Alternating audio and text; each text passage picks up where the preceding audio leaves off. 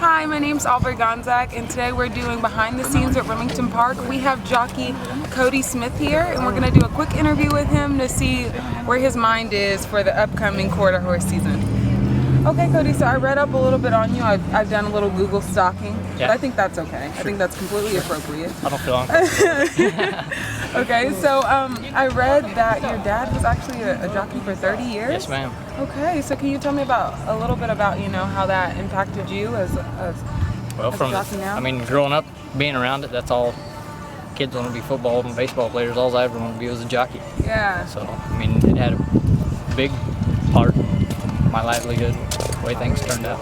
Yeah, so you've been training for it like pretty much your whole life. How kids have basketball practice, you were always at the track. Yeah, running around with dad.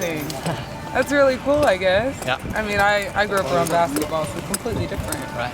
So tell me something that, your fans don't get to see, something that you would be like, well, this is what you don't get to see, during horse racing. Well, a big part of it, is pulling weight. I mean, there's a lot of dedication and there's a lot of work to it. The people think we don't just show up and automatically you do the weight. I mean, a lot of us have to work at it. There's some little ones, but me being taller, I was going to say that, you're pretty tall. Yeah, I had to sure enough work at it. I mean, it takes a lot of dedication.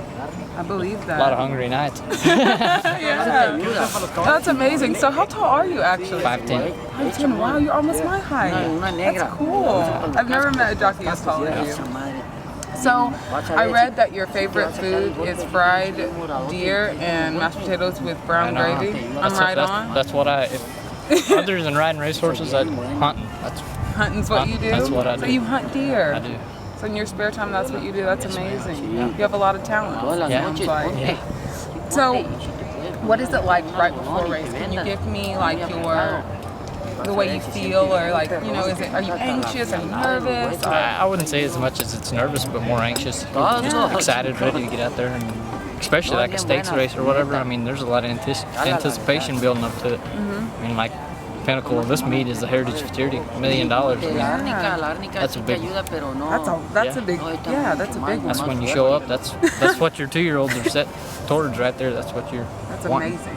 Yeah. So I read that you won a Futurity back in 2009, I think. Can you tell me a little bit about that? Which one was it? I mean, how did you feel? 2009. That was probably the Grand Farm here. Yeah. I mean, shoot. I mean, I think still to date, it's the biggest paint futurity that there's ever been. So. Wow. I mean. Did you get off the horse and start doing a victory dance? Nah. Nobody else has, had a victory dance. I'm waiting for someone to get off. People that do that kind of stuff, they catch a hard time when they get back in the jocks room. Oh no! So that's why no one has a victory dance.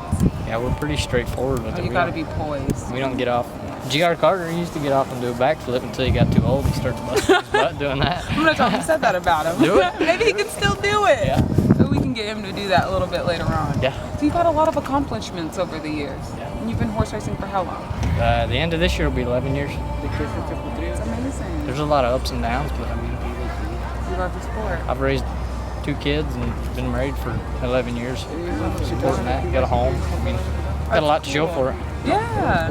So what sets horse racing apart from any other sport, would you say? I mean, it's at times, you're on 1,000-pound animal.